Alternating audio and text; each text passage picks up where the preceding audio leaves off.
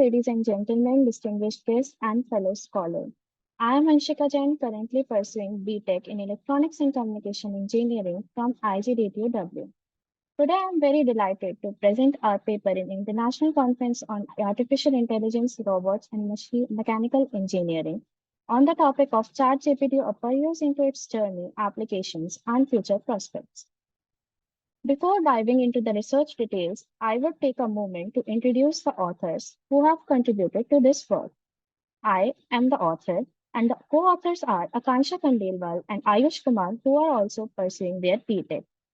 This paper is written under the guidance of Professor Ashwini Kumar, who is the Pro-Vice Chancellor of IGDTUW, and Astra Sharma, who is a research scholar. Here are the table of contents that we are going to follow: introduction, literature review, and etc. Let's start with the introduction. ChatGPT, an effective weapon for effective communication and interaction between humans and machines. Before coming to what ChatGPT is, we need to first understand about conversational AI. Conversational AI is basically evoking the natural human-like conversations between the humans and machines. ChatGPT is one of the successful implementation of conversational AI developed by OpenAI in November 2022. It uses a large language model which works on 175 billion parameters. Can you imagine? That is 175 billion parameters. It needs samples of user prompted questions and the model generated answers for training. It has its use in almost every sector nowadays. Let's see how the transformers, that is the basics of ChatGPT, have been evolving. The availability of greater data sets as well as the advancement in ML algorithm has led to the evolution of transformer that has been beautifully visualized in the figure shown, that how transformers are been converting from transformer, BERT, GPT-1 to GPT-4 till 2023. Here is a literature review of the previous researches. According to the language chatbot model, recurrent neural network can construct responses. These sequence-to-sequence model were the standard for the chatbot. And according to the self-attention is all you need, transformer employs layered self-attention and point-wise completely connected layers for both encoder and decoder. Other researchers have also shown that how it can create appropriate and erroneous text. The feature of real-time response for multiple users has led to its application in various sectors. Some of them are shown here, like research writing, academics, healthcare, finance, news industry, blogging, etc. When we are talking about academics, what comes in our mind? Like something related to knowledge, gaining a new experience. So here, when we talk about academics, it can serve as a virtual tutor. It can clarify all the queries of the students, but still, there is a one challenge that it is very important to prevent students from taking unfair advantage of it. But professionals can build strategy by preventing them. One of the major use of ChatGPT is found in finance. Youth is being educated about taking right choices for the loans and investment planning. Healthcare. Healthcare, which is a major issue from the time being, has also been taken care by ChatGPT. It can help in providing first aid, and it can also help in providing the personalized diet as per the requirement of the user. Here are also some of the other industries like search engine. User can input their query and receive the accurate and relevant information. Social media that can help in creating engaging and social media posts. Research assistant, it can assist the researchers in creating their drafts. In coding, it has the ability to solve a particular problem in the various ways. Security vulnerability has also been touched by it. We can deliver information more safely and efficiently. Academic integrity, I have already discussed. It can increase the student engagement and etc. Now, here is a tabulated visualization of the various publications that have been done till now, displaying their overview and future scope. Here is the one paper known as English for Specific Purpose Teaching Process that displays how ChatGPT can help in enhancing the vocabulary of the researchers or the students, as I have already discussed with you that it can serve as a virtual tutor. There is a code explainer tool that how it can solve a particular problem in different ways and can help the developers in developing their codes. Scientific writing has already been discussed by me, like it can help in creating drafts and other things. So now let's move towards the conclusion. In concluding this research journey, let us reflect on the impact of ChatGPT in dominating the market. It has been evolving steadily. Its rapid growth has been seen in the market. One major enhancement of it is GPT-4 that has overcome most of its limitations till now. GPT-4 is one of its enhancements that has substantially improved the nuances of human language. We would also like to extend our research by addressing about its limitation and evolution in GPT-4. There are the references of the papers that we have cited. For contacting us, here is a number. Thank you.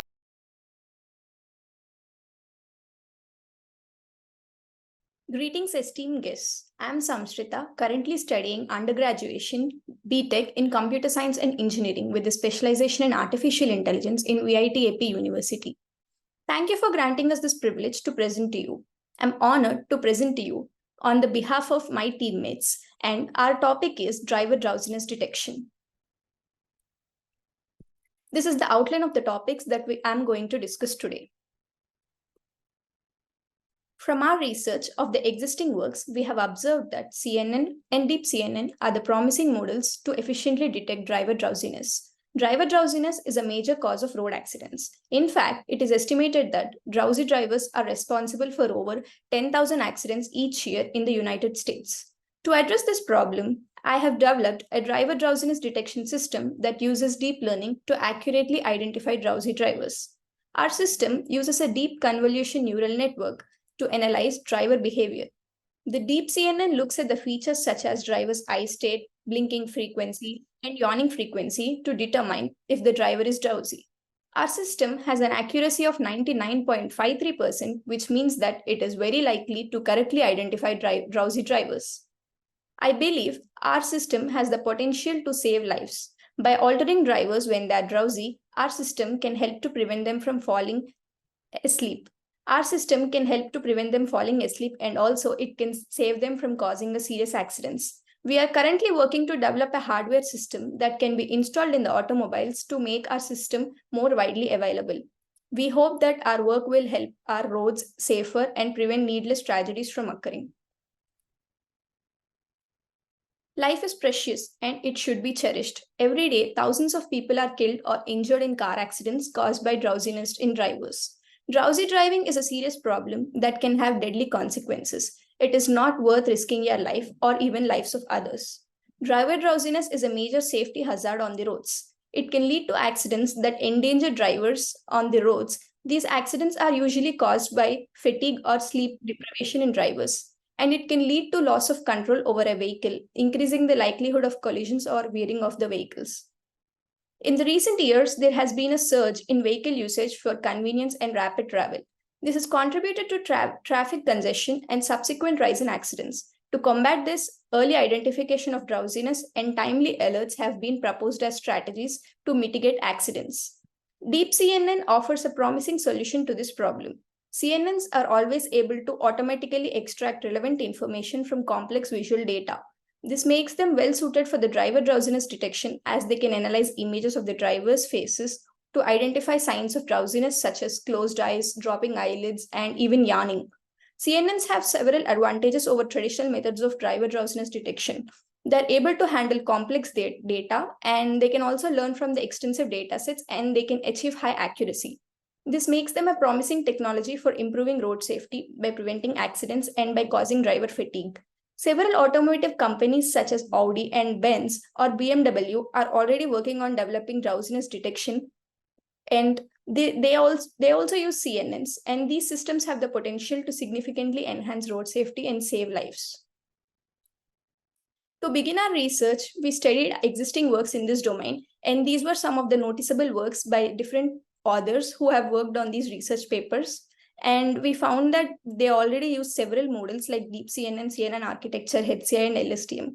These are the accuracies which they got. And from our research of the existing works, we have observed that CNN and Deep CNN are the promising models to efficiently detect driver drowsiness detection. When it comes to dataset for our project, we obtained our dataset from Kaggle, and this dataset has for about 2,900 files, which include both testing and training directories. In the testing and training directories, there are again 4 subfolders, which include yarn, no yarn, closed eyes, and open eyes. We used CNN and obtained accuracy for about 86%. Though CNN was able to recognize closed eyes, this did not consider yarning state. Then we tried using deep CNN for the optimal solution and tried with several hyperparameters and improved the accuracy to 99.53.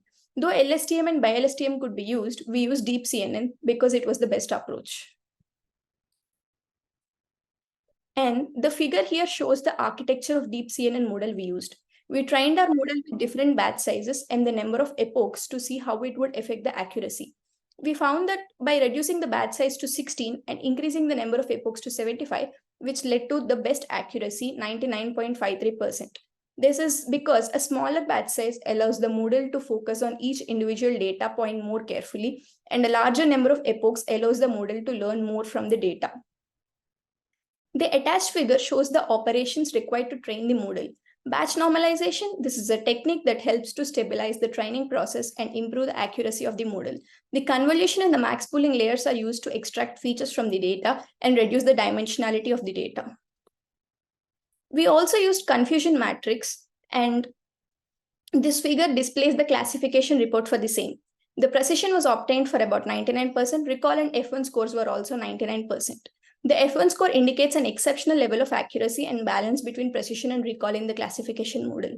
This suggests the model correctly identifies nearly all positive cases while minimizing the false positives and false negatives, making this a powerful and dependable tool for boosting road safety. Our work achieves an accuracy of 99.53%, like mentioned earlier, using deep CNN. This exceeds the accuracy achieved by the existing works. This means that our approach is more accurate and reliable when identifying sleepy drivers. Our approach is also more recallable, meaning that it is more likely to identify sleeping drivers even though they are slightly drowsy. This figure depicts the accuracy and the loss graph for our approach.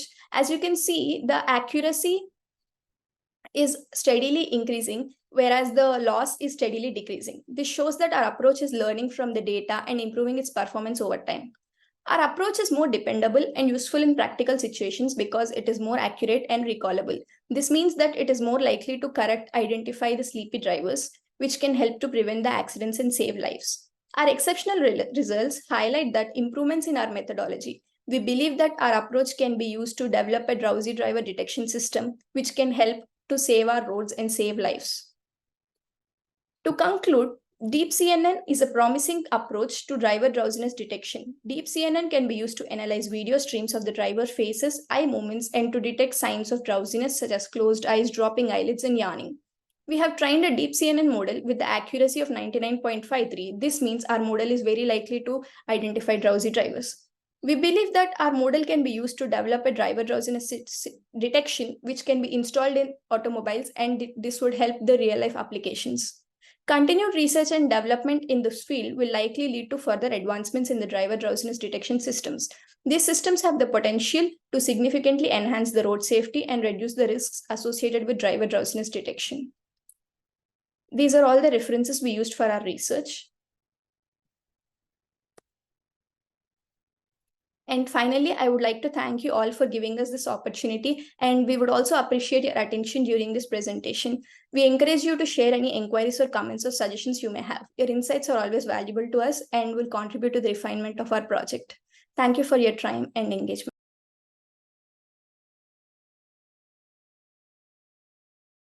Myself, Sheetal Katkade. I am a research student under the guidance of Dr. Ramesh R. Manza and Dr. Praveen Yennavar at Department of Computer Science and IT, Dr. Babasaheb Ambedkar Marathwada University, Aurangabad.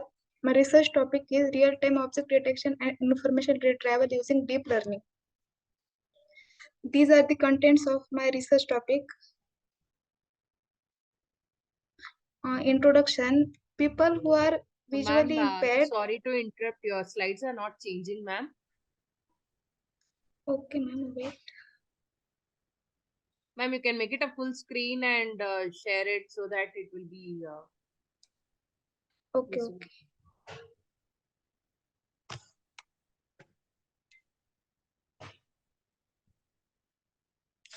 Now, ma'am? Ma'am, it's in paper, like second slide, contents. Yes, yes. Okay, ma'am. Now, introduction. No, ma'am, it's not visible. You can select the particular slide, ma'am, introduction, in the left hand side. Eh, Or else you now, can ma'am? share once again, ma'am. Yes, yes. Now it is covered. Oh. Okay. Introduction slide we can see. Yes, yes. Yes. Introduction. Recent technologies advancement have greatly benefited people who are visually impaired. Hands-free system depends totally on audio input from people. It is helpful for them because they do not have us physically or visually are involved. They can use screen readers to help them read screens on mobile devices. These technologies fall short of what is required to improve the personal and professional use of blind individuals. The only input they allow is audio, making them ineffective for those who seek to understand text or their immediate surroundings. The best way to facilitate mobility without obstacles or road hazards is still being researched. Additionally, it might be helpful indoors where it is simple to get a feel for the surroundings and search for anything. So, whether they are traveling or not, a solution is provided here on how to increase their confidence. Problem statements. Blindness or visual impairments affect people all around the world. According to the World Health Organization, at least 2.2 billion people worldwide have some form of vision impairment or blindness, with at least 1 billion being blind. Today, the lives of visually impaired persons are relatively difficult. They face many difficulties in their daily lives. The human eye is the most important sensory organ.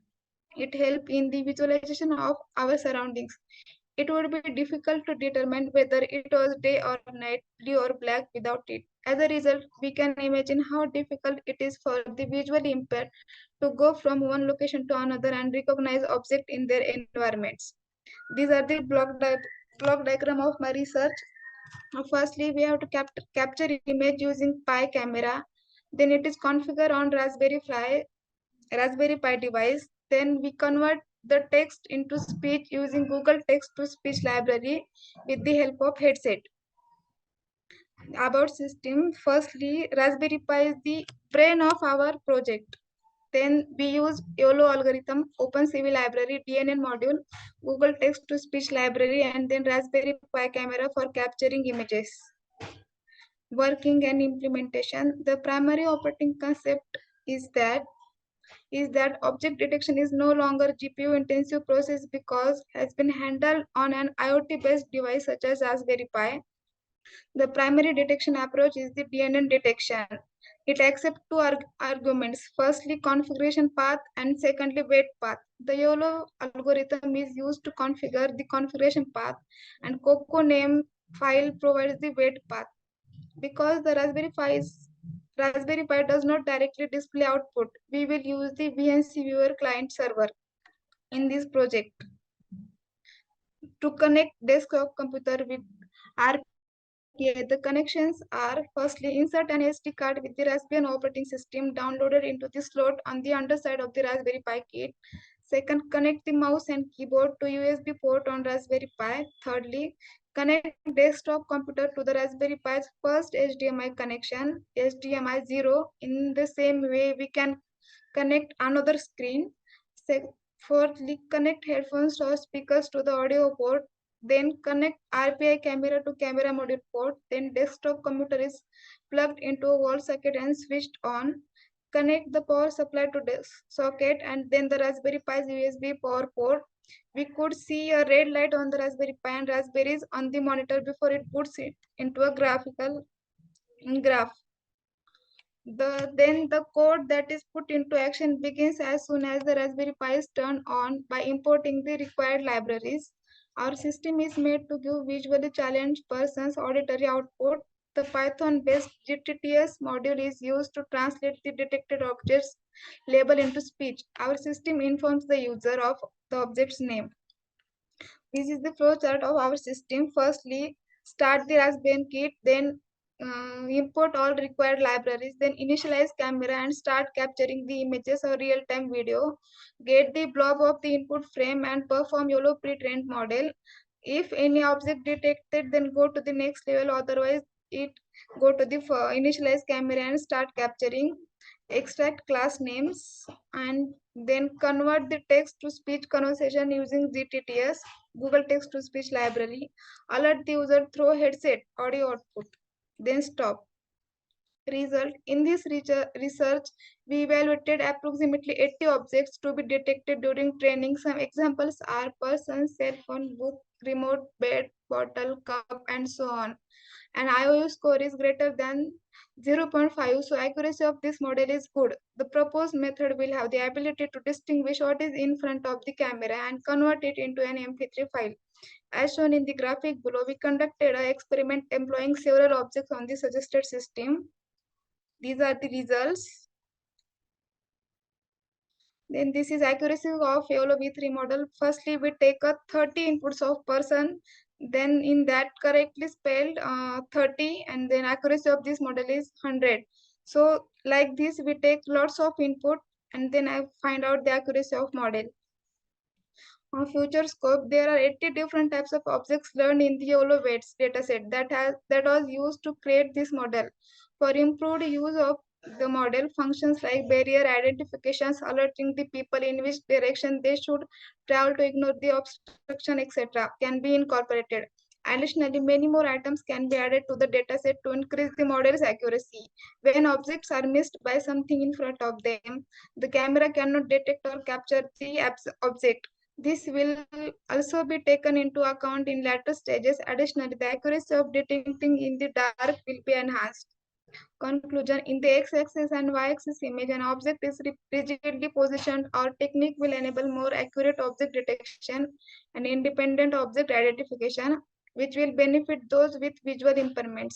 Then it is converted to MP3 and used by those who are blind using GTTS. In our project, we developed a low-cost solution that can be quite helpful to those who are in need. These are the references which I have referred in my project, and thank you. First of all, thank you so much for accepting my presentation and allowing us to present here. This paper is on an evaluative framework, or rather a conceptual evaluative framework for assessing business-to-business advertising elasticity and effectiveness, and specifically in the information technology industry. By way of introduction, my name is Devmalya Banerjee. I am a part-time PhD scholar with the Symbiosis Institute of Business Management, and also I'm the head of marketing for Tata Consultancy Services. I've got around 22 years of experience in B2B marketing. And my co-author is my guide, Vandana Sonwane. She is a PhD and also a director of Symbiosis Institute of Operations Management and Dean for NASIC, SIOM. With that, I'll move forward. Before I get into it, just 10 seconds of attention on this, adage. Half my advertising spent is wastage. The trouble is I don't know which one. This was a statement made by John Wanamaker. He's one of the famous retail philanthropist of the 1800th century. He started one of the largest retail stores in those era in the 18th century. Those were the days. The reason this is a particular interest, this quote is of particular interest, is that those were the days where business entrepreneurs, businessmen, people who were in the field of selling their goods and commodities used to do advertising and used to hope that we will, get the right results. Over the years, I think all of us live in the area of generative AI. We heard the presentation on ChatGPT. Back some 5 years, 10 years back, there was a huge, discussion and research around how data-driven and digitally driven marketing can solve the problem of whether when you do an advertising, it results in the right results or not. However, the premise here is that this particular statement still holds true in this era, and it is predominantly in the area of B2B advertising. And in the area, specifically in the area of B2B advertising, it is more particular and pronounced in the information technology services industry, where the kind of advertising and marketing programs which you do, often it becomes very, very difficult to understand what kind of advertising levers, what kind of marketing levers have resulted in certain kind of business outcomes. And business outcomes could be anything. It could be the leads which you get, it could be the the actual sales which you generate, it could be the price premium you are generating, and so on and so forth. Why is that the case? The case is because in the B2B advertising domain, there are multiple reasons for that. Number one is that the IT services industry, it is a fairly long, elongated purchase decision-making process. Sometimes the decision takes around 6 to 8 quarters, unlike when you have to purchase a toothpaste or a television or some kind of a B2C commodity. You don't wait that long. You don't wait for that kind of a decision. You just go and purchase it maybe within a month. If it is a car, maybe you take 6 months, but you go and decide and purchase it. Whereas as far as the complexity of the decision is concerned in B2B area, especially in the IT information services industry, it, like I said, it runs into well over 1.5 years. Multiple decision makers are involved. It is a very large value decision making process. Sometimes one deal is close to around one deal in information technology industry, as well as IT enabled services, ITES, commonly known as business process outsourcing, runs into around $1 billion of investments. An enterprise buys that much amount of money, and obviously, if it is a question of buying that much amount of money, it's a very complex decision making process. Multiple stakeholders are involved, very, very long, prolonged, and therefore advertising attribution, marketing attribution remains a very, very difficult challenge. Now, before we go back, the intent of my paper here is that this is a very well established problem statement. This problem statement has not been addressed for a fairly long period, and it seems to have been eroding the reputation of the CMO firm within the firm itself. When you look at the C-suite, right from the CFOs, the chief financial officer, to the CEO, to the chief operating officer, to the chief customer experience officer, and the CMO seems to be losing the battle as far as the seat on the table is concerned, and his growth is concerned, and therefore it is eroding the credibility of the function. And it is absolute essential that we as an industry, as various industry marketeers and practitioners, are able to get a reasonably certain advertising attribution model, so that henceforth, when you decide on some kind of an investment, you can go back and tell that I did A, B, C, D kind of investments, and it has resulted in XYZ kind of results. Before we get into it, just a quick brush on the B2B marketing landscape. It's about content marketing, thought leadership. There are corporate communications which you do. Public relations is involved. Media outreach you do in terms of owned, earned, paid. You participate in events, roundtables. You do account-focused marketing, specific accounts. You target towards those.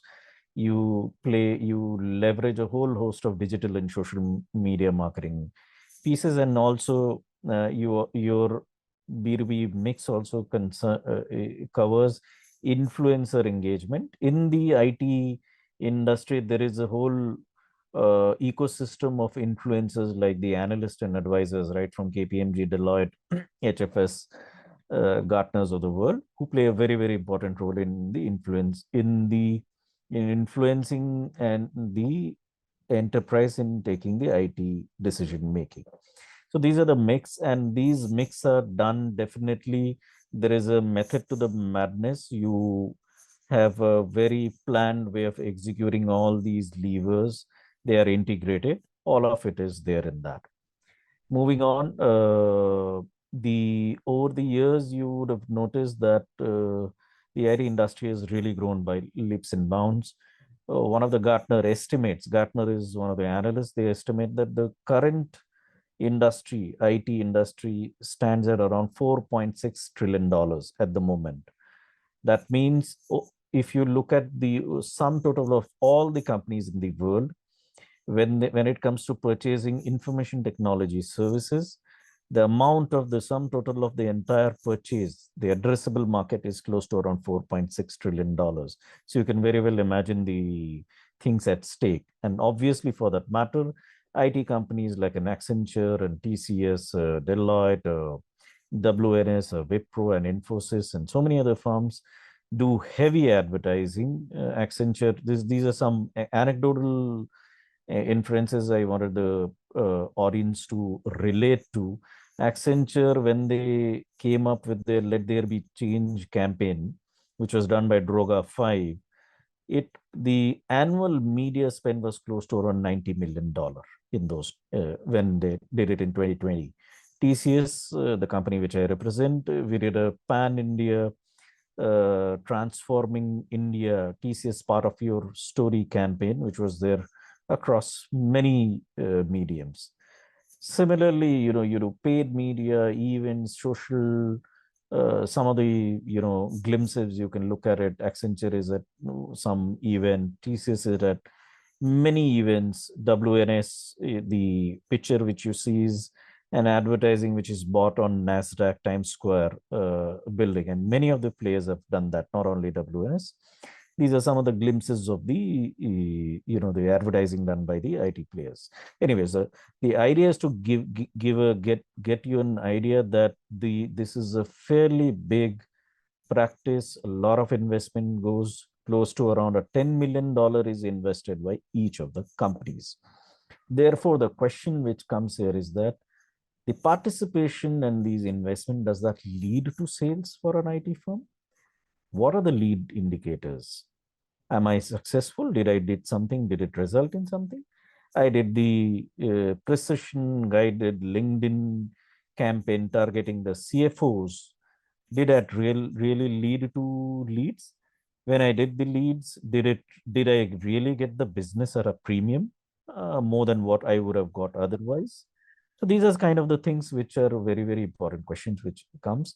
So to understand, we did a literature review of 50 papers and I interviewed around 6 marketing executives. Moving on quickly, the questions which were asked were on the screen. I asked the question that if you were to measure the advertising effectiveness and elasticity in the IT industry, what is more feasible to measure? Is it the impact on the buyer, like the awareness, recall, perception, brand equity?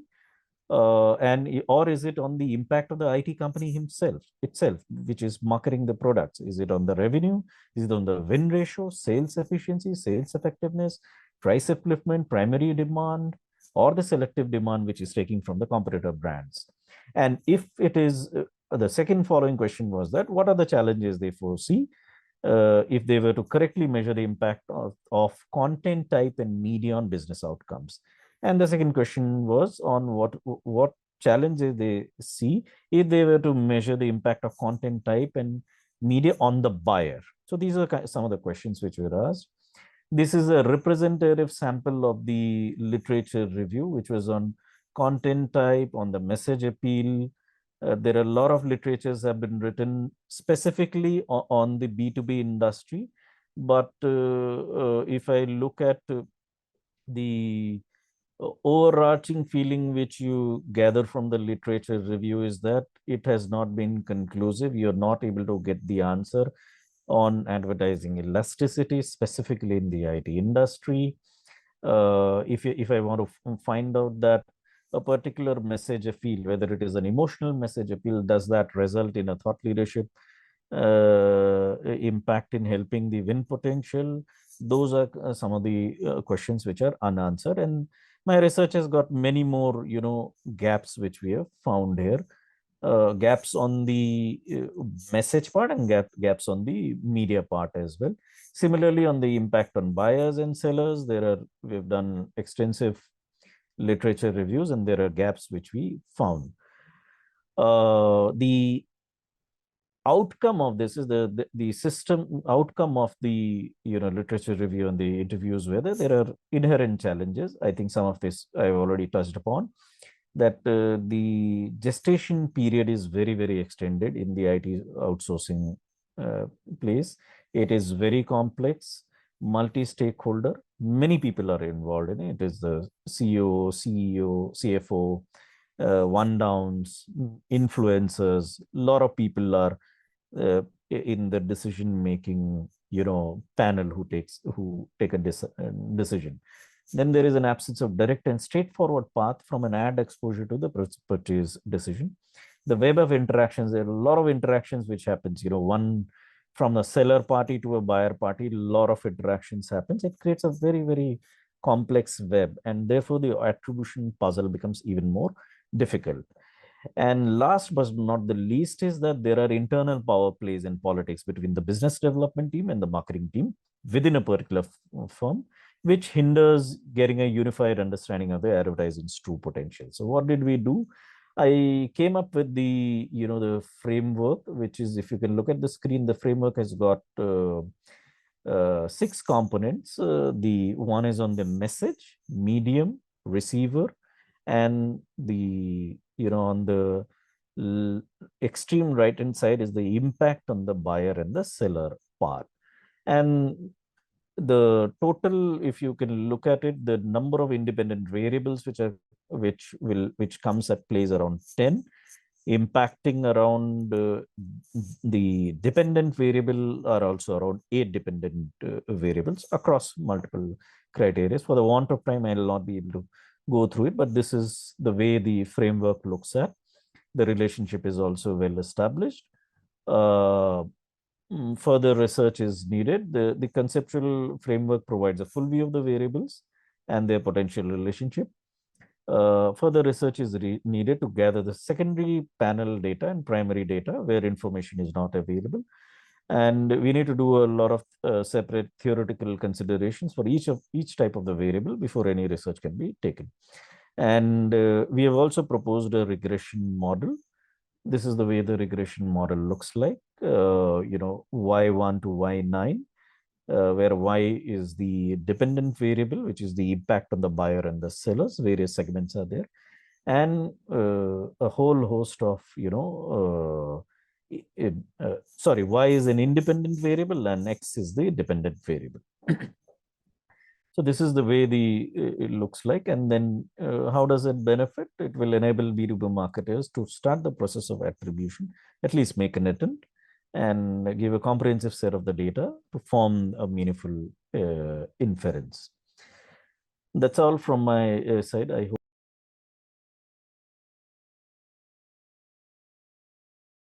A very good evening to everybody. I'm Dr. Patil, Professor and Head of Department of Anatomy at a medical college in Chitradurga, Karnataka.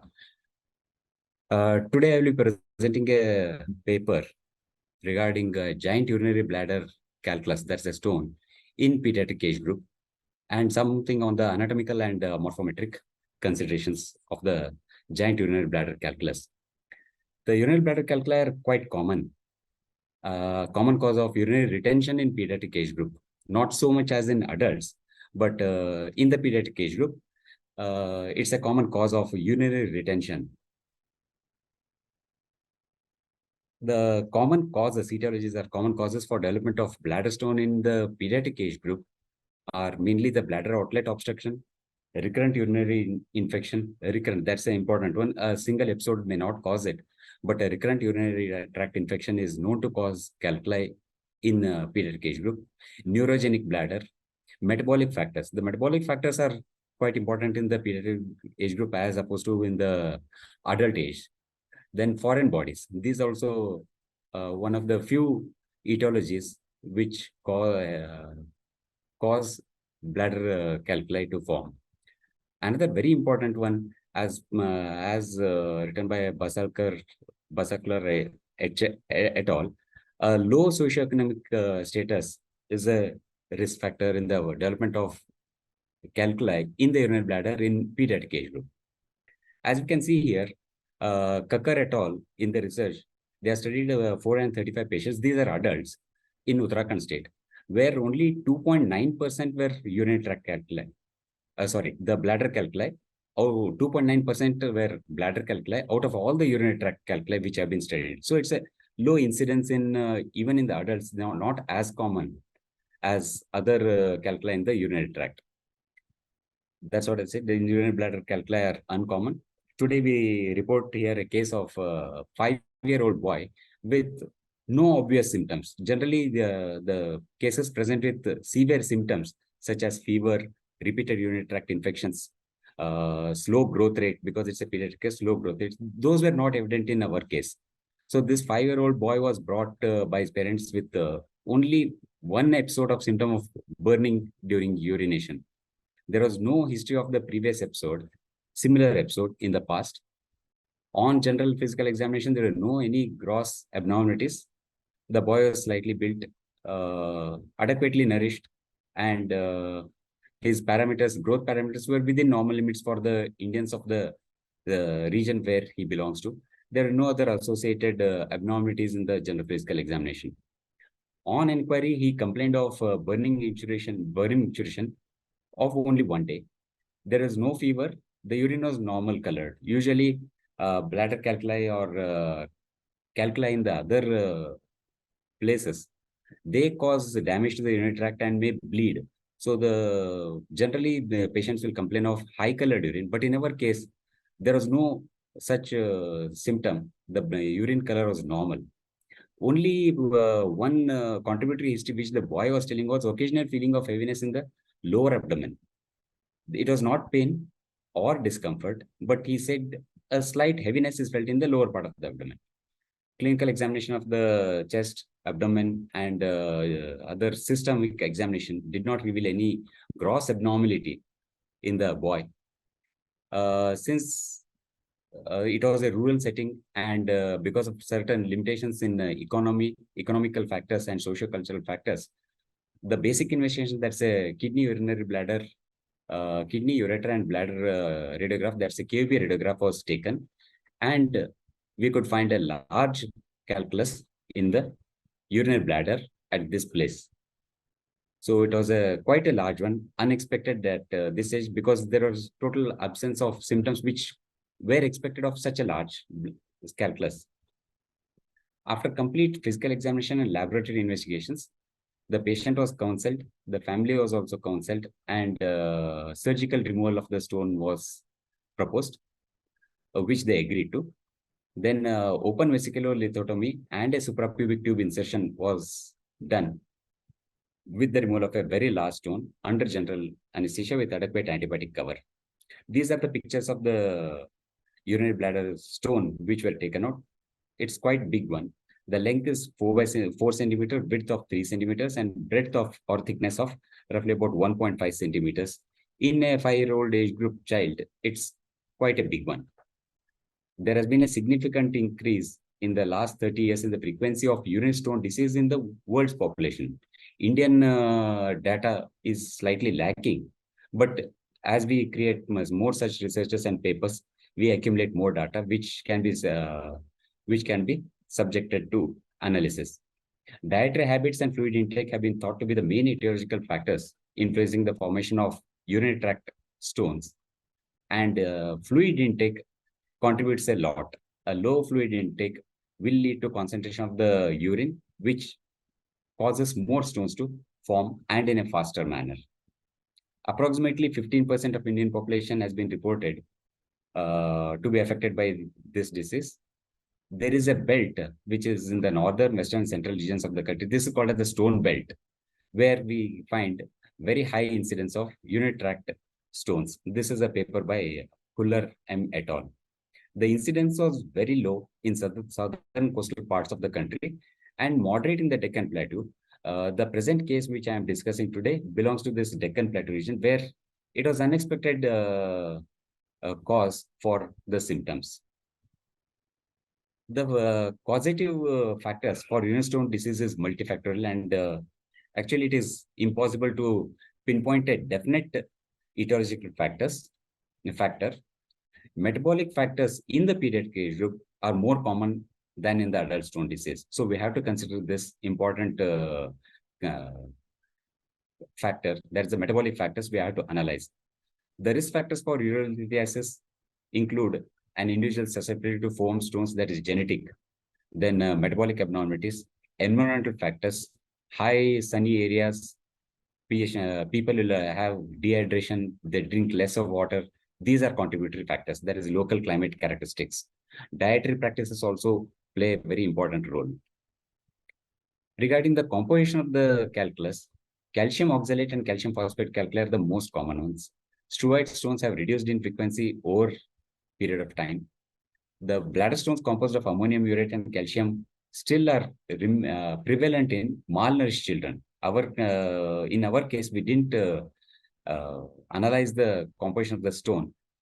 Pediatric urolithiasis requires a comprehensive metabolic evaluation. For example, in our case, even after complete analysis, lab analysis, we couldn't find anything except when the X-ray was taken, there was a very last stone.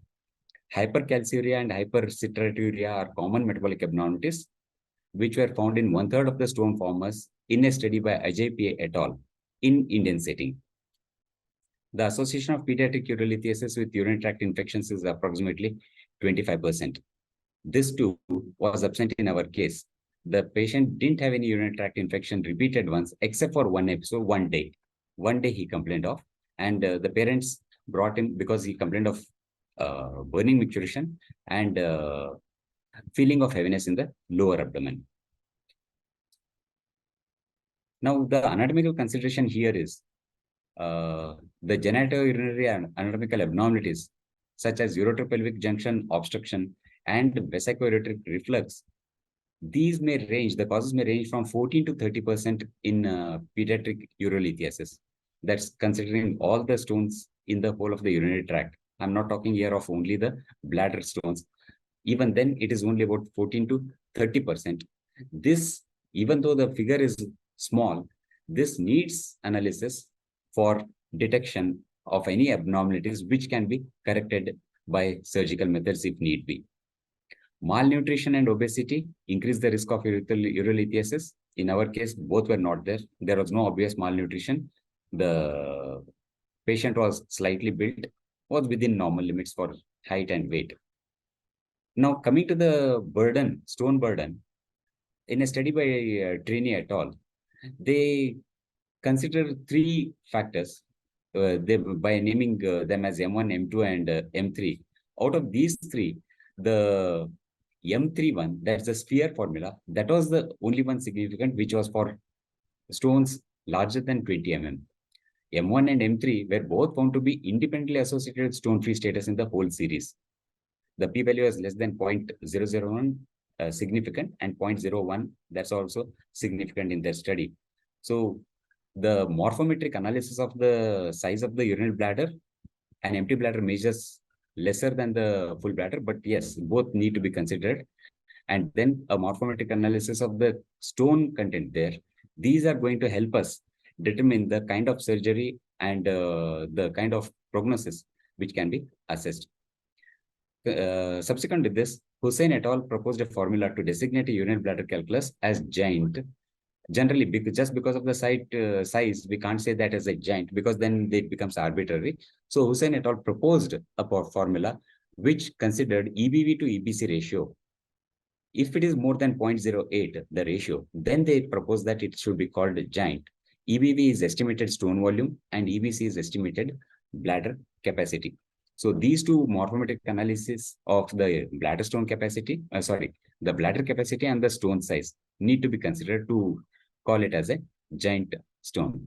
In case of bladder stone in children, the term giant bladder stone, which is based only on the stone burden, cannot be applied because the bladder is continuing to increase with age, and on attainment of puberty, the bladder size would have increased, whereas the stone remained the same size. So the stone may appear to be small. But in our case, like in our case, a 5-year-old child with that size, 4/3 by 1.5, the stone was quite a big one and may be classified as the giant bladder stone.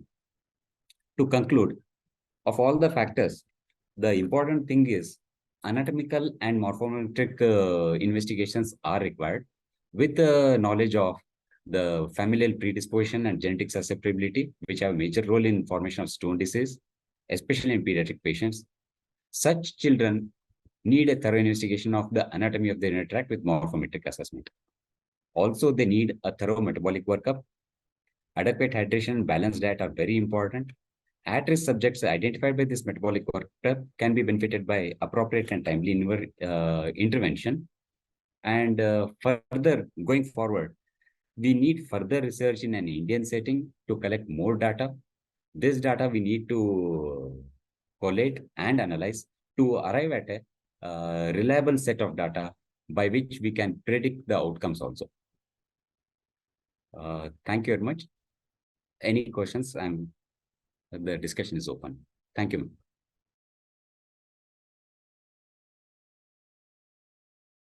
Good evening, everyone. Today I am presenting on a study on, wait ma'am, 2 minutes. Study on association of serum uric acid in preeclampsia in comparison with the normotensive pregnancy. First, we'll go to introduction. Hypertensive disorders of pregnancy. These are the third most common cause of the maternal mortality. Incidence of hypertension disorder in pregnancy, it ranges from 5 to 10%. Preeclampsia is a major cause of the maternal and perinatal morbidity and mortality. Preeclampsia, it is defined as a triad of gestational or chronic hypertension, proteinuria, and edema occurring usually after 20 weeks of gestation in a previously normotensive woman. Parameters to evaluate preeclampsia, these includes one of our study, hyperuricemia. It is a characteristic finding in preeclampsia. It is a known risk factor for hypertension, cardiovascular, and renal diseases. Also, severity of preeclampsia increases with the increase in the uric acid level. We suggest that uric acid has a role in pathology and physiology of the preeclampsia. Thus, serum uric acid may be an important marker in preeclampsia. Study objectives. My study objective include to estimate the level of serum uric acid in preeclamptic patients and to estimate the differences in the serum uric acid levels among preeclampsia and with that of the normotensive pregnancies. Materials and methods. My study design and study population. Comparative descriptive cross-sectional study at the OBG department in both OPD and IPD of OBG department of Basaveshwara Medical College Hospital in Chitradurga. In our case, there are 128 diagnosed cases of preeclampsia, and we have taken 128 of control cases, means normal cases, normal pregnant people. And my study duration is about 2 years, from 1st March 2021 to 28 February 2023. My inclusion criteria include pregnant females between 20 to 35 years of age who gave consent, and exclusion criteria, those patients suffering from any other medical disorders like hypothyroidism, gestational diabetes mellitus, chronic hypertension, chronic renal diseases, and hemoglobinopathies. My study procedure. Participants' age, parity, socioeconomic and educational status were recorded. Clinical examination and anthropometric evaluation done. Severity of the proteinuria assessed using the dipstick method with reading more than 1+ and blood pressure more than 140/90 were included in our study. They were further divided into 3 groups based on their BP levels according to NICE guidelines. These are mild, moderate, and severe. This depends upon the BP criteria. That is, usually we will take more than 140/90 BP. So mild, it will include 140 to 149 systolic blood pressure and diastolic 90 to 99. Similarly, moderate and severe. Severe will be more than 160 to 110. Information of socio-demographic profile, clinical history was noted down in preform study for proforma, and detailed clinical examination was conducted. BP was measured in a proper method, and our laboratory test we have done using proper method. Urine samples were collected in a sterile container, and we assessed the protein by dipstick method. We have done statistical analysis, data compiled in MS Excel spreadsheet and analyzed with SPSS software V16.0. And we used chi-square test and independent t-test. Results of my study. First, clinical parameters. First, age. Most of the pre-eclamptic cases were between the 31 to 35 years because it is one of the risk factor. Because more age, it will in more than 30 years, we will find more cases of preeclampsia cases, and most of them are gravida 3 or more. These are other cases like we have distributed in between, like previous LSAs, IUGR, PROM, anemia, oligohydramnios, breach and low-lying placenta, and IUD. In that, in our studies, most of them, like previous LSAs, our cases are more, and these are other risk factors. 2 minutes, ma'am.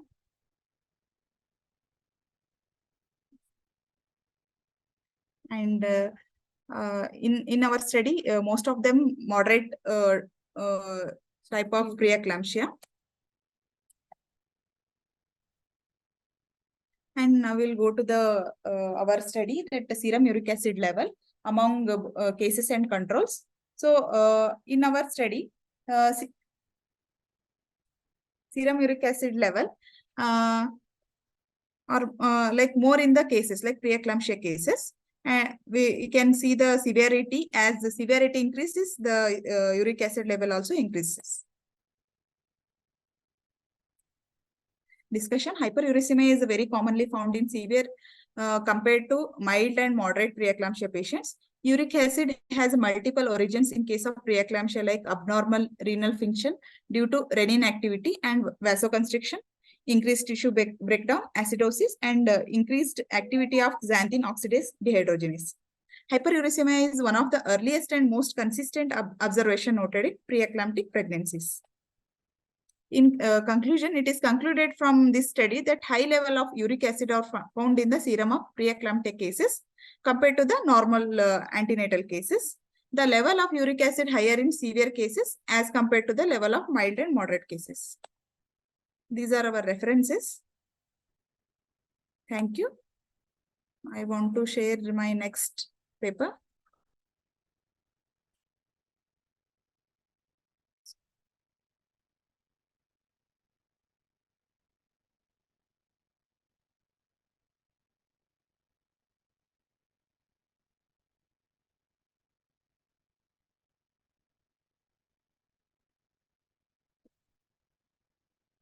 Is it visible, ma'am?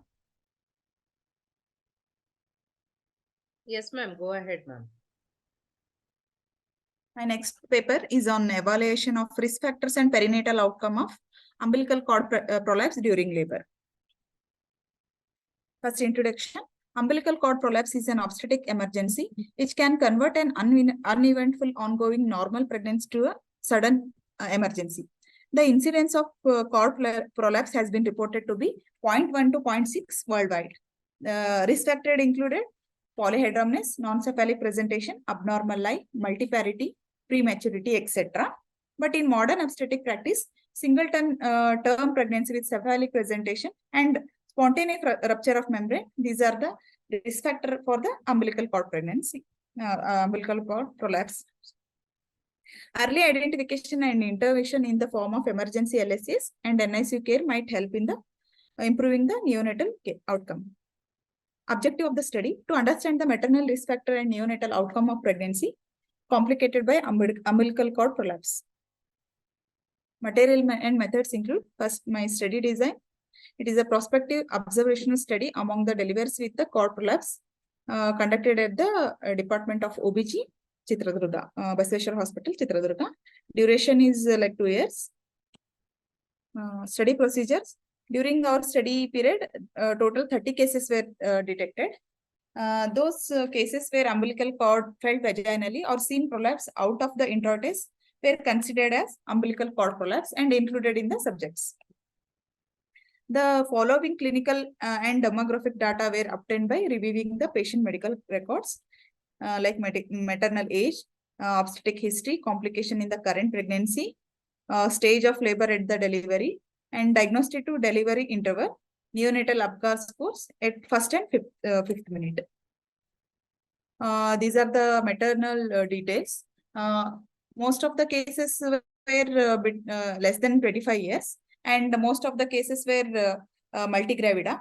And according to the number of fetuses, most of cases are singleton pregnancy. And in case of presentation, most cases are in cephalic presentation. And according to the period of gestation, most cases are in term pregnancy, that is more than 37 weeks. And about the station, it is most cases in less than 3 station. Usually spontaneous rupture of membrane, it will increase the risk of cord prolapse. So in our case, most of cases were from spontaneous rupture of membrane, and dilation of cervix were less than 5 centimeter. Other risk factors like multiparity, preterm, CPD, polyhydramnios, transverse lie, and breech lie. Intrapartum details, like in case of umbilical cord prolapse, most of them delivered by LSCS, and we have taken immediate care so that decision to delivery interval is less than 30 minutes. So neonatal outcome, birth, like in our case, most of the birth weight were more than 2.5 kg only, or around 57%, and Apgar score was at 1 minute, it is more than 7, and at 5 minutes, it is more than 7. Means if we have taken immediate intervention, neonatal outcome will be good. And post-delivery care, NICU and mother side. So most of the cases were mother side because of immediate intervention. And in our cases, alive cases are more, like 83, but some cases are stillbirth. Because of rural area, they will come to the hospital very late. Discussion: the incidence of umbilical cord prolapse in our hospital was 0.1%. In the present study, higher percentage of multiparity, singleton pregnancy, and cephalic presentation pregnancies were associated with umbilical cord prolapse. The risk of preterm delivery and parity increases in patients with advanced maternal age. Polyhydramnios has been linked with the cord prolapse. Spontaneous rupture of membrane may increase the risk of cord prolapse. Other risk factors like multiparity, non-vertex fetal presentation, and CPD were also associated with the increased risk of umbilical cord prolapse during the labor. Emergency C-section is the rule following the recognition of cord prolapse. Conclusion: umbilical cord prolapse is a rare complication that is more common in preterm deliveries, multiparity, non-vertex fetal presentation, and spontaneous rupture of membrane of unengaged fetal head. So early detection and intervention is required for good neonatal outcome. Umbilical cord prolapse should be managed by expert obstetrician. These are my references. So these mnemonic for this prolapse, CEORD. So call for help, organize the delivery, relieve the pressure on the cord, and deliver immediately. Thank you.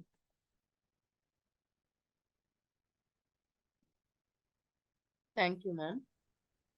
That was a wonderful presentation. Thank you, ma'am. So moving on, I'll call upon the next presenter, Dr. Madhumati. Yeah, hello, good evening. Good evening, Ma'am, ma'am. can you hear me, ma'am? Yes, Yeah. ma'am. Okay. I'll Okay. go ahead with screen sharing. Yes, ma'am. You can share the screen, ma'am. Yeah. Is that visible, ma'am?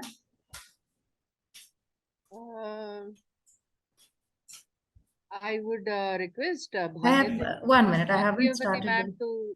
Bhagyajyoti ma'am to please stop the screen share. Yes, ma'am. Now it is visible. Please go ahead, ma'am. Yeah. Can I start, ma'am? Yes, ma'am. Please go ahead, ma'am. Yeah, 1.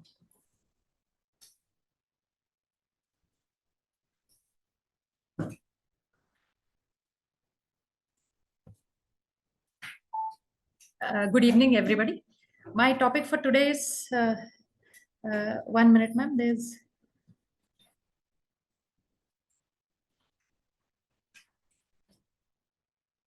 You can continue, ma'am. Yes, ma'am. I'm unable to see the screen. Yes. Oh.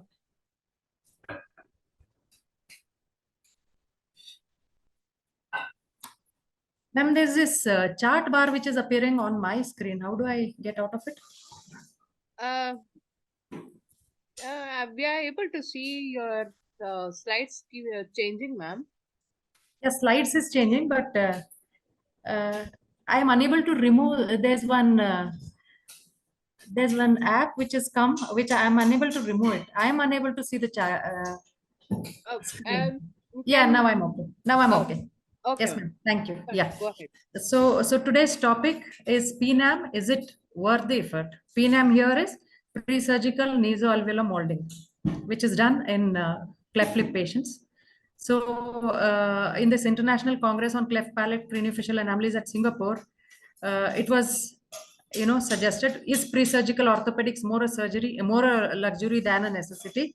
But with my experience, with our experience, I would say it is a necessity for better outcome. So what is PNAM? PNAM is an adjuvant technique to improve the quality of repair in cleft lip palate cases.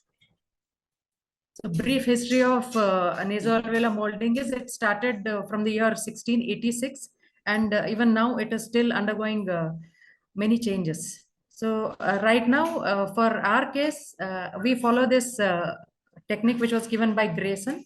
So here is a picture done in unilateral case, and here is a picture which was done in bilateral case. Objective of using a pre-surgical NAM is to mold the alveolus, lip, and nose in infants born with cleft lip and palate. Now, how does it work? We generally fabricate the appliance first, and then activation of the appliance, and then cooperation of the parents, which is very important. So this is a protocol that we follow. One is the case selection, proper case history, review of medical records, swallowing, feeding evaluation is done, parental counseling, which is very, very important. Now reference to the proper surgery after the prenup, then orofacial evaluation, and anesthetic evaluation and fasting recommendations. So this is the general protocol that we follow. This is how impression is taken. This is how an impression is taken in an unilateral case. Now this is a prefabricated tray, and the impression is made using elastomeric impression material, and a cast is poured.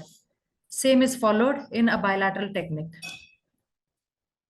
The fabrication of the appliance. Now this is the cast. Okay. The molding plate is done with hard acrylic. Now there is a vent which is of 5 millimeter diameter that is created for the drainage of the nasal secretions. Now we relieve the border at the frenum and wherever it is impinging.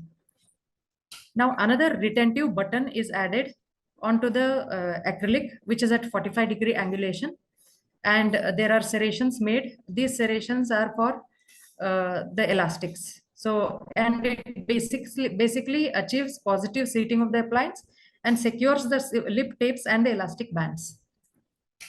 Now, two types of tapes are used. One is the base tape and another is the stereo tape, which hold the appliance into the mouth of the patient. Now, this is how the tape is positioned. Now, one on the either side of the face. Now, instructions that we give the patient are keep the plate full time and feed the infant with the plate in place. And every weekly visits are advised. Activation, how do we activate? We follow the principle of negative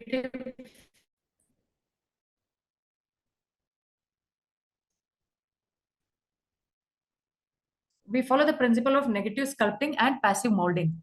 Like in the figure, the plus depicts that we have to add, and the minus depicts that we have to remove the acrylic, so that the movement of the segments happen in that way. Now, after the there's something called as nasal stent fabrication. which is in the shape of swan neck. Okay, it has an upper lip and it has a lower lobe. Upper lobe enters the nose and gently lifts the dome until the moderate amount of tissue blanching is evident. Lower lobe of the nasal stents lifts the nasal nostril apex and defines the top of the columella. And this nasal stent fabrication is done once the cleft alveolus is reduced to at least 5 mm. In unilateral cleft patients, one nasal stent is fabricated, whereas in bilateral cleft, 2 nasal stents are fabricated. After nasal stents are added, attention is focused on the non-surgical lengthening of the columella. So these they go in this order. There is, in bilateral cleft patients, there is a horizontal band that is added. Here is the horizontal band. This is how a frontal view shows with the horizontal band added. The few complications are locked out segment. Nostril over expansion might happen. Notching along the alar rim can occur if the lower lobe is not positioned or shaped correctly. Tissue ulceration and irritation to mucosal and gingival tissues as shown in the figure. Failure to retain appliance and lip taping can happen. Exposure of primary tooth. There's risk that molding plate may become dislodged and obstruct the airway, which can become very serious issue. Now, there are benefits. In short term, the tissues are well aligned before primary lip and nose repair. Less scar formation will be there. In long term, there is better lip and nasal form and less scar tissue. Reduction of cleft gap is very nice. Conjunction with the GPP reduces additional surgery. In bilateral cases, NAM combined with columellar elongation eliminates the need for columellar lengthening surgery at a later time. Cost-effective and good aesthetics. Parents to actively take part in the habilitation of their child, and it acts as an obturator also, thus avoiding nasal twang. Now, it has limitations. Optimal effectiveness, molding should begin as soon as possible. Poor compliance by the parents can cause loss of valuable treatment time. Technique is labor intensive and require a committed dental team and a surgeon. Technique may not be practical in situations where parents must travel great distances to receive weekly care. Here are 3 case series. Primary objectives are on the alveolar segments, reduction of alveolar cleft gap, alignment of lesser and greater alveolar segments, approximation of alveolar cleft without maxillary arch constriction. And on the lips, approximation of lip segments, medialization of premaxilla in bilateral cleft. On nose, non-surgical columellar lengthening will happen, reduction of nasal tip width, improve nasal tip projection, decrease nasal LR base width, and improve nasal nostril shape. These are the primary objectives. Here is a case who came to us, 2 days old baby, female with a unilateral cleft involving lip, alveolus, and palate on the left side. And she had collapsed nasal alar rim, deviated nasal columella to the right side, and alveolar defect was 13 mm. So we began with the basic impression technique to begin with, and the stent was given, the PNAM was given. After the alveolar segment, which was the cleft alveolus, which was 13 mm, it got reduced to 5 mm, and then the nasal stent was fabricated in this patient. So this is at the time of presentation, there was huge cleft. There was huge alveolar cleft. Now, as we went on first month, second month, and on the 4th month, there was huge reduction in the cleft alveolus distance. The things that we achieved was the height of the nostril on the cleft side, which was 1 mm, was increased to 4 mm. Width of the nostril, which was 20 mm on the cleft side, was reduced to 12 mm. Perimeter of the alar rim, which was 18 mm, was reduced to 14 mm. Length of the columella remained the same. Alveolar gap, there was huge reduction from 13 mm to 2 mm. Now, this is a baby after her surgery also, which was very good results, and it happened in just 5 months. Hurdles that we faced are skin rashes, ulceration.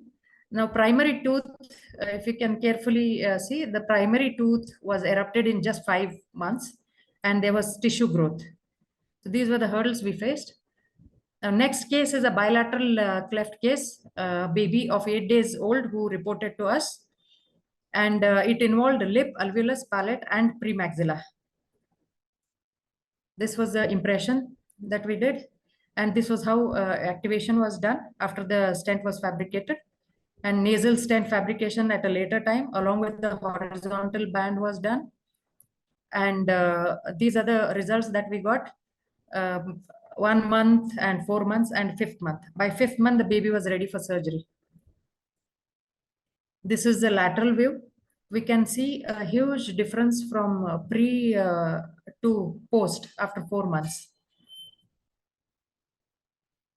And this was a baby after the surgery, which is like quite a good result considering the defect. Now, hurdles we faced in this is repeated infections like fever, vomiting, diarrhea, hygiene not maintained by the parents, and there was ulceration often. There was another baby who reported to us. In this, the severity was the premaxilla had deviated to the to another side. So bilateral cleft involving lip, alveolus, palate, premaxilla deviated and rotated to left side. The same impressions, and this was after 6 months post NAM. This was the result that we got pre and post surgery. So problems encountered in this baby is tissue growth, ulceration, and exposure of primary teeth. So in conclusion, while the use of pre-surgical infant orthopedic devices remains controversial, a growing collection of studies has shown that pre-surgical nasoalveolar molding and columella elongation provides safe, effective, and lasting improvements in the aesthetics of nasolabial complex in infants with unilateral and bilateral cleft deformities. Thank you.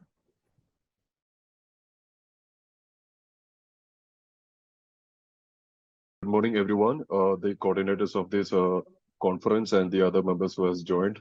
So my name is Mohammed Saftash. I'm going to do a presentation on this topic called Produce Water Treatment Using Adsorption Process, which is a review paper which I have submitted. And I want to thank my co-authors for their contribution for this project. So introduction. So what is produced water? So produced water is naturally occurring water that comes out of the ground along with oil and gas. So what is it that it's nothing during onshore and offshore drilling applications for the production of oil and gas, some water which may be injected or which may be naturally present in the reservoir will also come during the production time. So that is called this so-called produced water. So the oil industry is one of the mainstream producers of produced waters. They produce around 70 billion barrels of effluent produced waters. So it is that much generated. So the constituents of this so-called produced water consist of organic, inorganic radioisotopes, which can be further divided into dissolved, soluble, non-soluble components, or salts, ionic, anionic components, etc. So these contaminants, when discharged, cannot be directly just discharged into the water. When produced, this produced water cannot be just directly discharged into the oceans because it may cause very harmful effects on the aquatic lives or whatever it is. So it has to be treated before it's discharged. So this paper is based on that so-called treatment called adsorption. So here is a regulatory level of hydrocarbon discharge depending on every country. So every country has a regulatory level of discharge of hydrocarbons, which is depicted in milligram per liter. So every country is about to follow these regulations. So getting into the matter, what is adsorption? When produced water containing contaminants or pollutants, when passed through a column containing a specific adsorbent, the contaminants adhere to the adsorbent. So it is nothing, just a process. This so-called process is simple. It's just that when a material is there and it's passed through some liquid or gaseous material, it has a property to attract into the adsorbent. So that's the only process behind this method. There's a diagrammatic representation also. So this is the so-called adsorbent, and when these oil droplets are introduced into this adsorbent, they adhere to the surface and it can be easily removed so that whatever the material will be free of oil or whatever the constituents which are harmful. adsorbents. There are many adsorbents all over the world which is used, and among them are the most common types are these ones. The classification are like this: naturally occurring adsorbents, which is a best example would be bentonite, which is a naturally occurring adsorbent, and it has very good properties of removing whatever the harmful ionic or non-ionic components are. Naturally occurring substances treated to modify their geometrical composition and properties. An example of this would be activated carbon or organic clay, which are the top-notch adsorbent available in the market. Fabricated materials, would be nanomaterials, which are latest technologies, which have a thickness of 10 to minus 9 meters. Solid agricultural wills and industrial byproducts, sugarcane bagasse, rice husk, these also can be used as an adsorbent to remove harmful pollutants. Next is biosorbents, which would be example would be biomass or chitosan, which are very good adsorbents, which has excellent properties of removing the harmful elements. This is a general representation of the capacities of adsorbents. These are the adsorbents which I have just mentioned. You can go through this. The adsorption capacities are also described here. If you see here, the activated charcoal, activated carbon and rice husk, which has over 98% adsorption capacity. So that's it. Adsorption kinetics. When we say something about when we define adsorption, we cannot just go through without mentioning kinetics of adsorption. So what is kinetics of adsorption? Nothing, just the mass transfer protocol which has to be followed while performing adsorption. So the goal of studying the kinetics of adsorption will be learn about the mass transfer mechanism and accordingly calculate the performance and the rate of adsorption. So many models are used for this adsorption. I'm not going into each one of them. So whichever the model is suitable for the specific method, that model is applied. That's the basic theory behind this. Adsorption isotherm is also an important parameter which has to be considered while defining adsorption. It is nothing, it's just related with temperature, how temperature reacts according to its stages of adsorption. That is what it's all about. Like adsorption kinetics, these are here also has 4 models. Which model suits the most, that would be applied accordingly. Regeneration of adsorption. So this is an important part for commercialization of any material. Regeneration is a must. We cannot just use and throw the material that we have used. In order to cut the production cost or whatever it is, in order to be effective, we have to find a way to regenerate the spent material or the used adsorbent. So here also we have to follow this. So these are certain methods which are used for regeneration of adsorbents. Each and every method is deeply mentioned and described in my paper. This is the latest technology, ultra-modern green nanotechnology method. So it is what is that?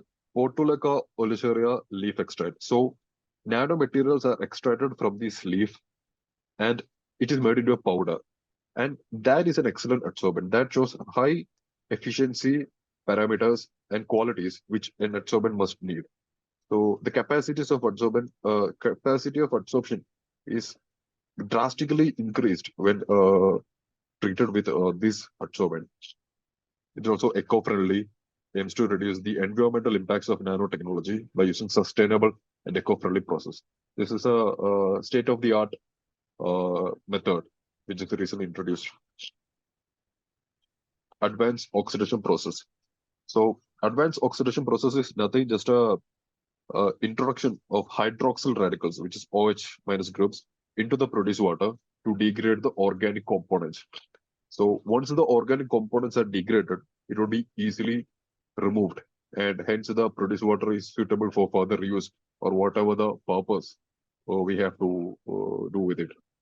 So what is mentioned here is that when advanced oxidation process, which is introduction of hydroxyl radicals, is that method when combined with other methods, it shows a drastic effect in the results. because the capacities are drastically increased. The performance altogether comes to a point where when one method was used, it was like a little bit low value, but when combined methods were used, it shows a drastic effect on the performances. So it is what it is. That's what mentioned here. These are oxidation processes. Fenton oxidation is one kind of advanced oxidation process, and when it is combined with adsorption, it shows a drastic performance rate. Similarly, all the other advanced oxidation processes too. So getting into the conclusion, innovative, cost-effective, novel technology. So whatever the methods we are using to remove the produced water, to treat the produced water, the basic theory or the basic parameter we should set would be, it should be innovative, cost-effective, and novel technologies. We have to act within the timeline that is given, and for that, innovative and novel technologies are imperative for this treatment procedures. So adsorption, fortunately, is a method where cost effectiveness is like skyrocket. We have to, cost effectiveness is like it's a top-notch any parameter it would come. We can cut down the production cost at a very futile rate, so that the materials can be reused again, and the altogether capital investment would be very much lesser compared with other technologies used for this produced water treatment.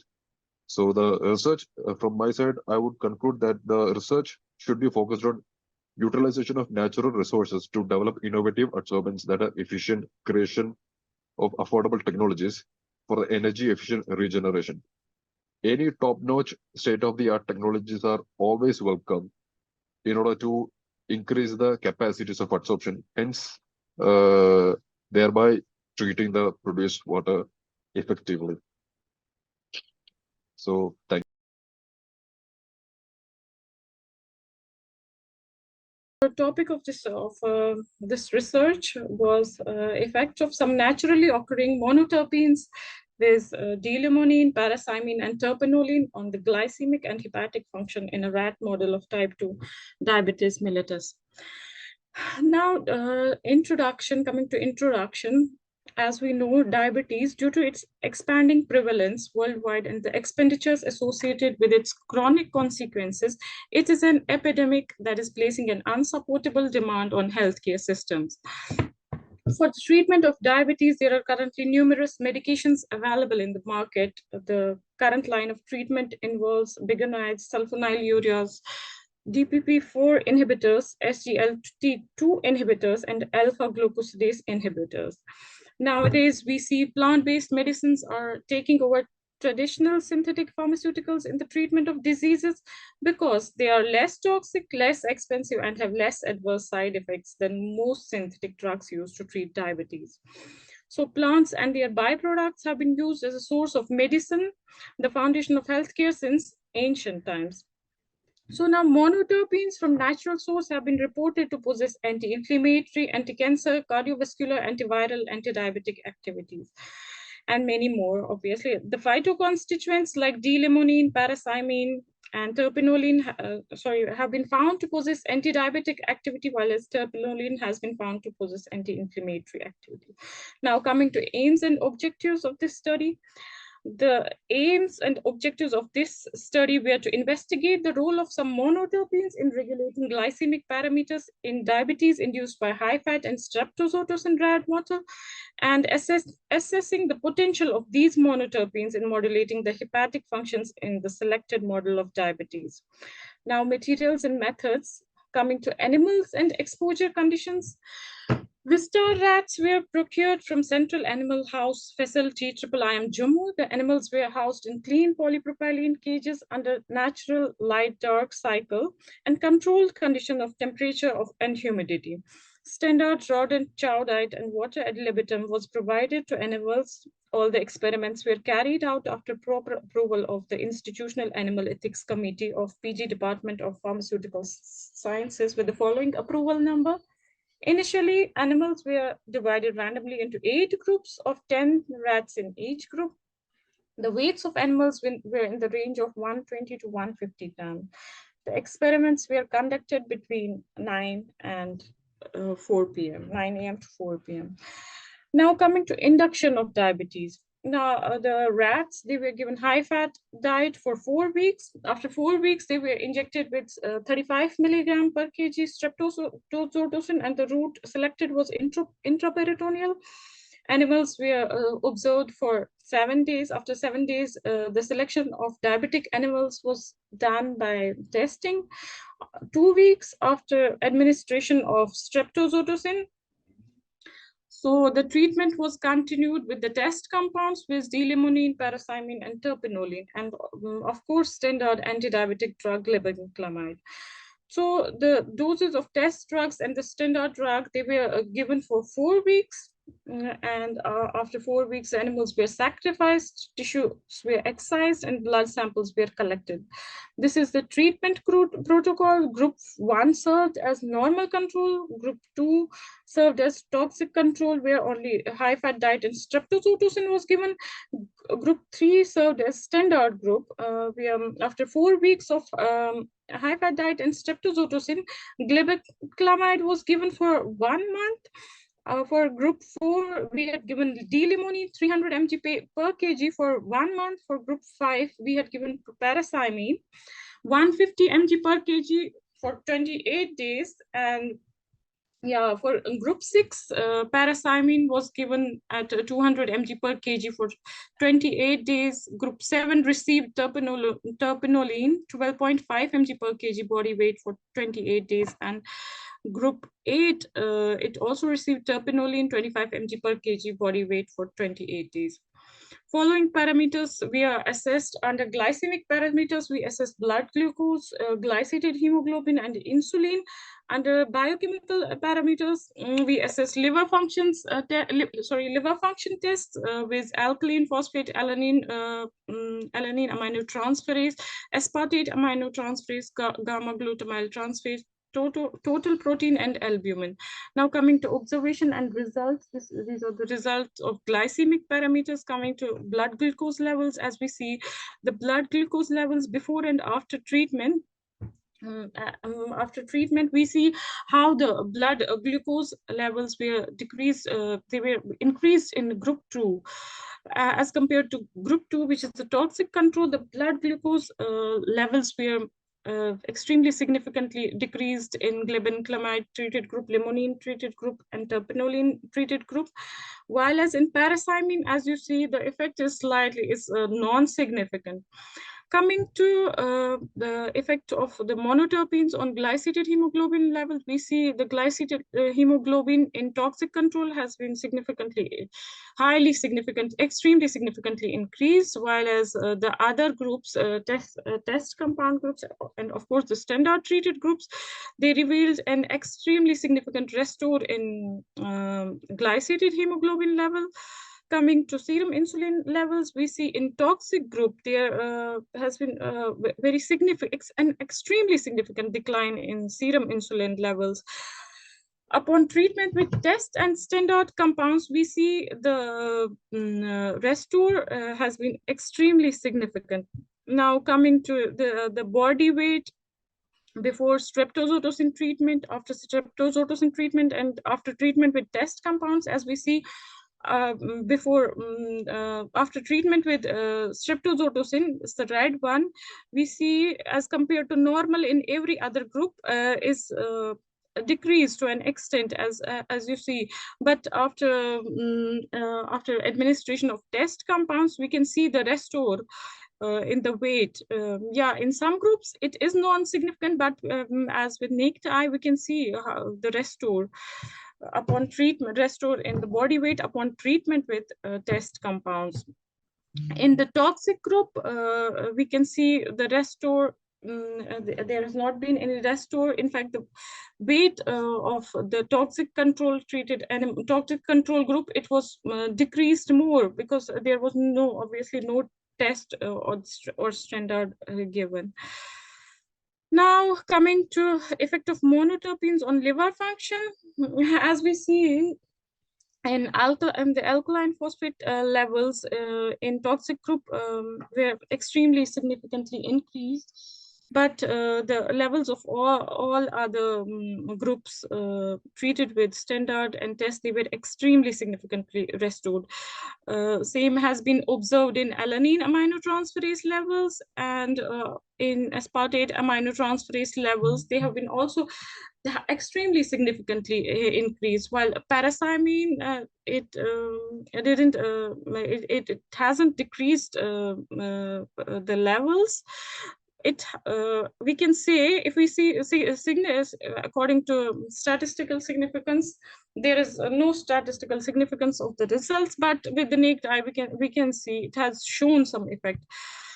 So coming to gamma glutamyl transferase levels, we see they have been extremely significantly increased in this toxic control, while as in glebenclamide, the standard and test compounds, they are decreased. They have been decreased by administration of D-limonene and terpinolene, while parathymine has shown non-significant effects, as you see. And coming to the total protein levels were extremely significantly decreased in toxic control. We can see an extremely significant restore with glebenclamide, limonene, and terpinolene, while as parathymine has shown a slight restore at 200 mg per kg, but at 150 mg per kg, it hasn't shown any restore. Coming to albumin levels, we see they have been decreased in, they are extremely significant decreased in this toxic control. And upon treatment with glebenclamide, D-limonene, and terpinolene, they have been extremely significantly increased, but with parathymine, it has not shown any statistically significant effect. Now coming to the histopathology of liver of rats, receiving monoterpenes. This figure A is of normal control, is a histological section of liver of normal control rats showing normal architecture. B is toxic control, showing binucleated cells, degeneration of parenchyma, darkly stained nucleus. And figure C is glebenclamide treated, is still showing intact hepatic architecture. Figure D is D-limonene treated histological section of liver, is showing mild dilatation and congestion of central vein. Parathymine, this is the E figure, which this the histological section of liver of rat administered parathymine at 150 mg per kg is showing mild necrosis of hepatocytes. So parathymine at 200 mg per kg is showing mild sinusoidal congestion, whereas terpinolene at low dose is showing, the liver section is showing fatty infiltration, and the terpinolene when it was administered at 25 mg per kg had shown mild infiltration around central vein in the histological section of liver of rat. So coming to conclusion, D-limonene restored the blood glucose, glycated hemoglobin, that's all glycemic parameters, were restored in an extremely significant manner. And the liver function, the parameters associated with liver function were also restored by D-limonene. Parathymine, it was more effective in restoring glycemic parameters at 200 mg per kg. The restore was non-significant at 150 mg per kg in most of the parameters assessed. Terpinolene at both the doses was successful in restoring blood glucose, glycated hemoglobin, insulin levels, and liver function. The response shown was highly significant and extremely significant. D-limonene, parathymine, and terpinolene exhibited productive activity in liver sections as compared to toxic control. Glebenclamide, as a standard antidiabetic drug, restored the blood glucose, glycated hemoglobin, insulin levels, liver function extremely significantly. And here since D-limonene, parathymine, and terpenoline restore glycemic parameters and biochemical parameters in animal models. The results of our research, supported by strong published literature, reports suggest that these naturally occurring monoterpenes are potential candidates in treatment of hyperglycemia. These changes these characteristics make terpenoline, parathymine, and D-limonene preclinically beneficial. More in-depth mechanistic studies are required to reveal the positive effect of these monoterpenes. Thank you for giving a patient hearing to my presentation.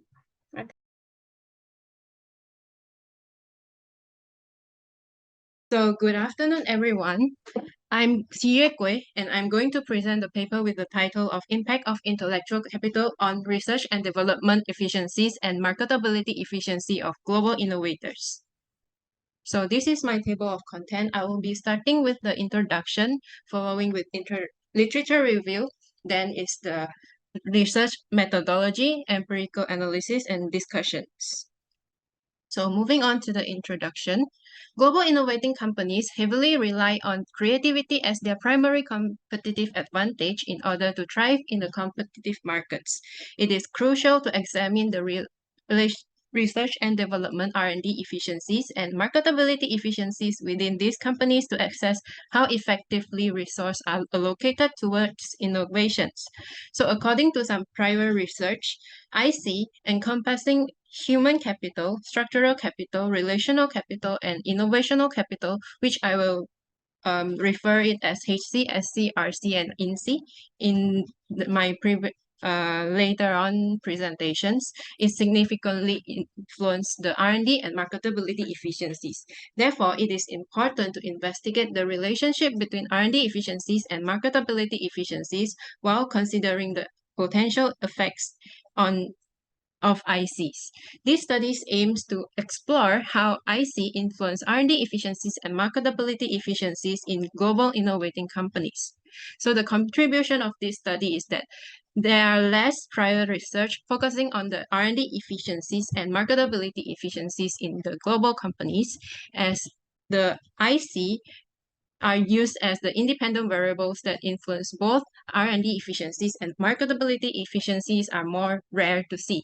And it is the fresh perspective to investigate how the impacts of IC on the R&D efficiencies and marketability efficiencies. It is also used to raise the awareness among the leaders and managers about the significance of R&D investment and IC, highlighting the impacts that they can have on their companies. Moving on to the literature review, this part I'm not going to talk it one by one because I did a lot of literature review. So the first part I did is the R&D efficiency and marketability efficiencies. So they did a lot of, there are some literature about that regarding to their previous different regions and industry, and also intellectual capital and the relationship between the IC and the efficiency performance. So moving on to the research methodology, this is our conceptual framework. With the first step, we use the estimation of efficiency performance by using the two-stage DEA, which is data envelopment analysis, which is a efficiency performance measurement. And with the input of R&D expenses and R&D capital, with the intermediates of patent application, granted patents, cited patents, with the external input of plant, property, and equipment, PPE, and also the operating expenses with the output of operating income, market value, and also total CO2 emissions. By using the two-stage DA, we will have the efficiency performance, which are the R&D efficiency is the first stage, and the marketability efficiency is the second stage. And moving on to the second step, we are going to use the regression analysis, which is the ordinal least square regression, OLS, and with the four components of IC, HC, RC, and SC, and INC. And the control variable is the size of the company, leverage of the company, and R&D intensity of the company with the considerations of year effect. So these are the DEA variables that we are using and the definitions of it and the reference of it. But due to the time constraint, I'm not going to explain it one by one here. So moving on to the empirical analysis of this study. So I will start from the data collections. We are using the 59 companies from the top 100 global innovators 2021 list, which is created by Clary Witt, and the year of study is from 2015 to 2021. With the financial data, we collected it from the Thomson Reuters database. Patent data we are using from the Lens database. And this is the descriptive statistic of the studies, which we use mean of efficiency. Performance, we have totally two stages, which is R&D efficiencies and also marketability efficiencies. We also identified the overall efficiencies, where the mean of overall efficiency range from 0.437 to 0.492, which it's relatively a flat trend throughout the years. As for the R&D efficiency mean score, it ranged between 0.217 and 0.333 from 2015 to 2021, which shows a decreasing trend. As for the marketability efficiency, it ranged from 0.497 to 0.614, which is fluctuate over the period, and it reached its peak at 2021. Next, so this is the second step, which is the OLS regression. So it shows the HC, SC, and INSEE are significant under all efficiencies. As for the RC, it only shows that it is significant with the R&D efficiencies and marketability efficiency, but not the overall efficiencies. Moving on to the discussion part, the result shows that overall efficiency and marketability efficiencies have a better performance in general. This indicates that there's space for improvement for the efficiencies of R&D, even though that the companies are focusing on innovations. Even though both overall efficiencies and marketability efficiency perform better, the mean efficiency score could be considered as average, which the global innovators should put effort on improving all of the efficiencies. On the other hand, IC is expected to generally bring positive impacts on efficiency, but surprisingly, HC has a negative impact on efficiencies, where RC and INSEE also have a negative impact on the R&D efficiencies. Investment decision made in IC generally could bring positive impacts to the overall efficiencies and marketability efficiencies of the companies, except for the variables mentioned above. So the conclusion is that previous study has paid limited attention to comprehending the influence of IC on the R&D efficiency and marketability efficiencies of the global innovating companies worldwide. Hence, this study really contributes. That's all from me. Thank you.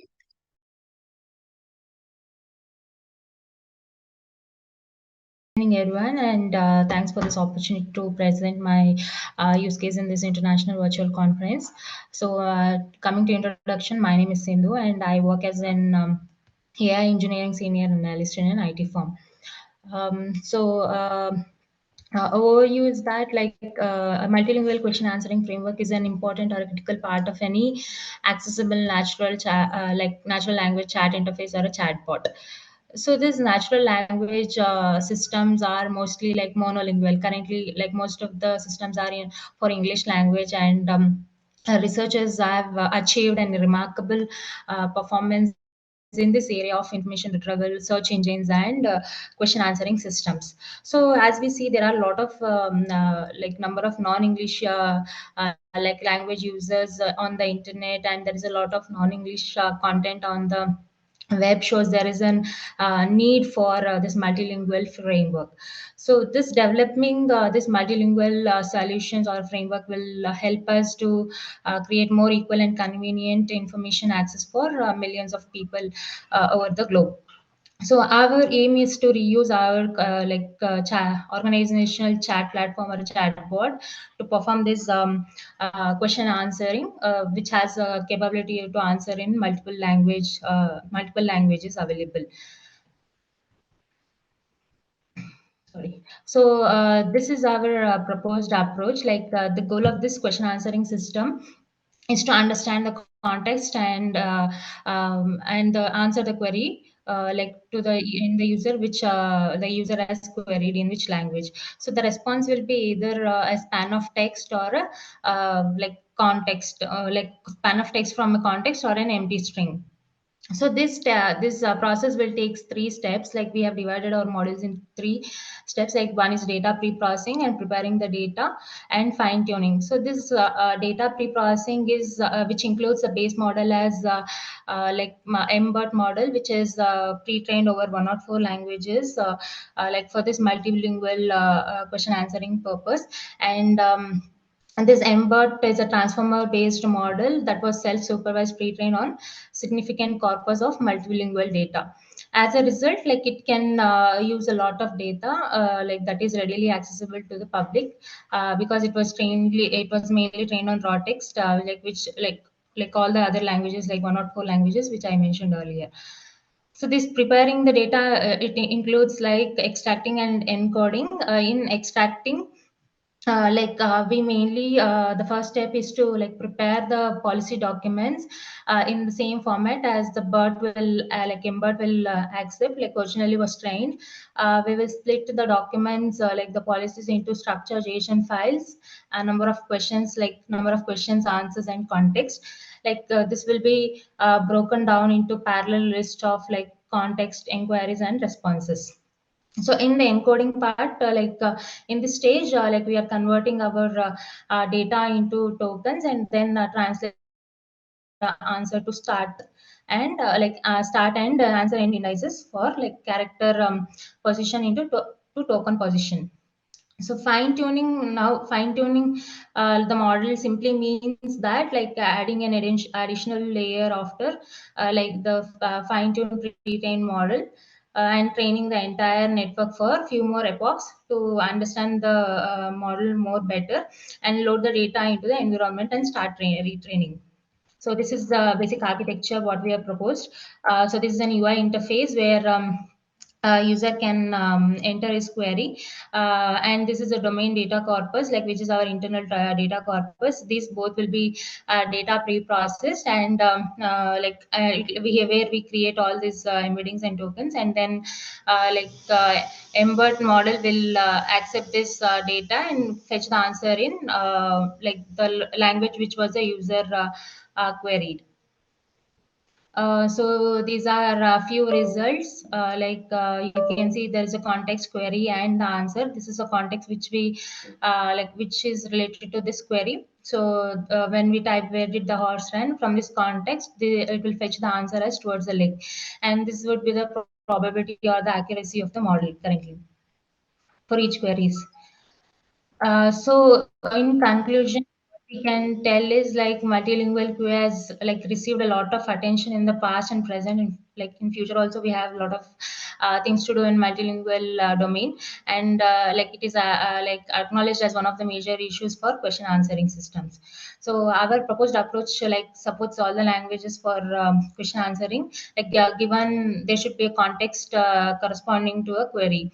It is providing a singular platform for multilingual question answering frameworks, which is more like convenient for all the people, like all other language people, where they can ask the questions and get the responses in their own languages or like compatible languages. So nonetheless, like multilingual question answering system remain like challenging yet neglected area. So, and these are few references which we considered for this use case. And thank you for your like time and listening to me in patience. Thank you.